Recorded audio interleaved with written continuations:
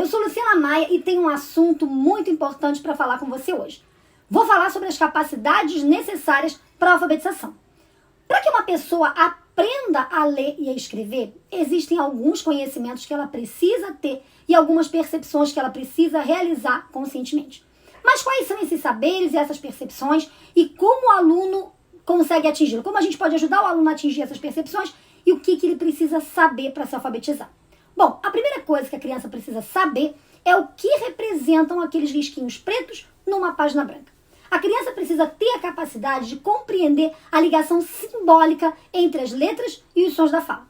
Para desenvolver esse conceito, você pode trazer para a escola exemplos de símbolos, escudos de time de futebol, bandeiras de clubes e de países, sinais de trânsito, apitos convencionais de guardas de trânsito, gestos convencionais, gestos da língua de sinais, símbolos religiosos, emblemas, amuletos. A segunda questão que o aluno precisa entender é que as letras, para quem ainda não se alfabetizou, são só risquinhos pretos numa página branca. Mas o seu aluno precisa ser capaz de entender que cada um daqueles risquinhos vale como um símbolo de um som da fala.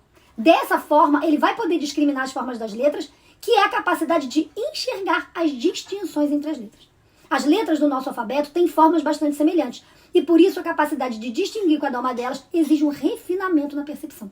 E isso pode ser conseguido através do trabalho com traçados, exercícios de desenho de pequenas formas, círculos, traços, cruzes, quadrados, ângulos, curvas, espirais, composições de várias unidades diversas. E a terceira questão para o seu aluno é a conscientização da percepção auditiva. Se as letras simbolizam o som da fala, é preciso saber ouvir linguisticamente. Então, há diferenças relevantes entre os sons, de modo que o aluno possa escolher a letra certa para simbolizar cada som.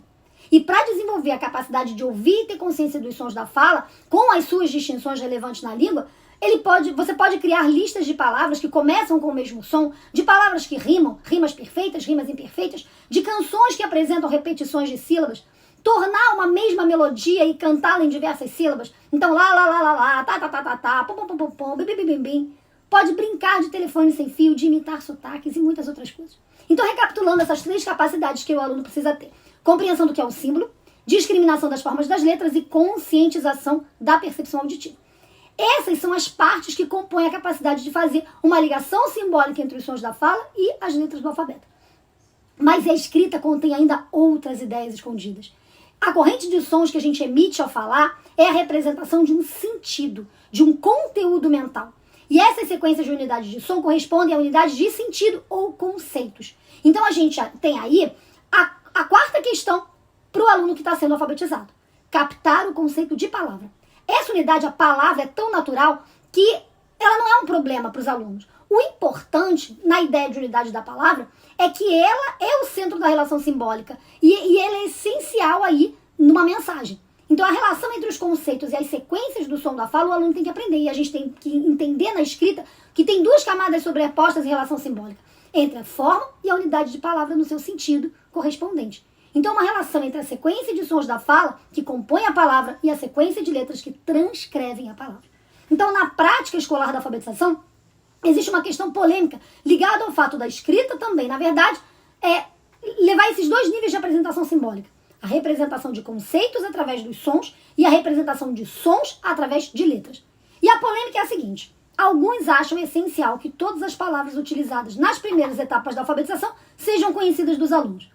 Há outra unidade de estrutura da língua importantíssima na escrita, que é a unidade de sentença, que é representada começando por letra maiúscula e terminando por ponto, a frase.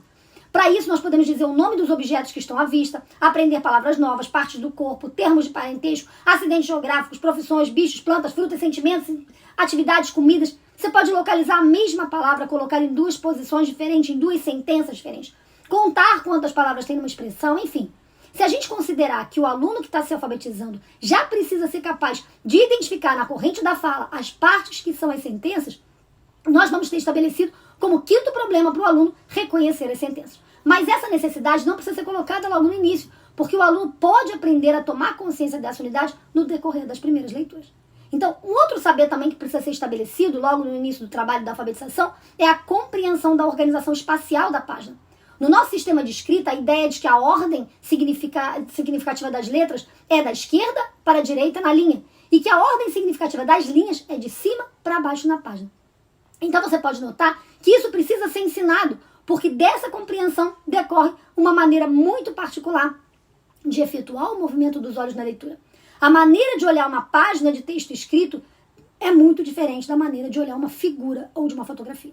Então, para desenvolver essas habilidades, a gente pode brincar de ler. Colocar pequenos textos na lousa, memorizá-los, recitá-los de memória, apontando as palavras correspondentes à medida que a recitação vai prosseguindo. Os textos podem ser criados pelos próprios alunos, com bonitos versinhos, né? E essa é uma atividade que pode se tornar muito agradável. A escolha dos textos familiares da cultura local, provérbios, ditados, refrões, vai fazer com que a leitura seja sentida como alguma coisa normal na vida deles. E aí, depois de todo esse trabalho, a gente tem um aluno pronto e desejoso de aprender a ler e escrever.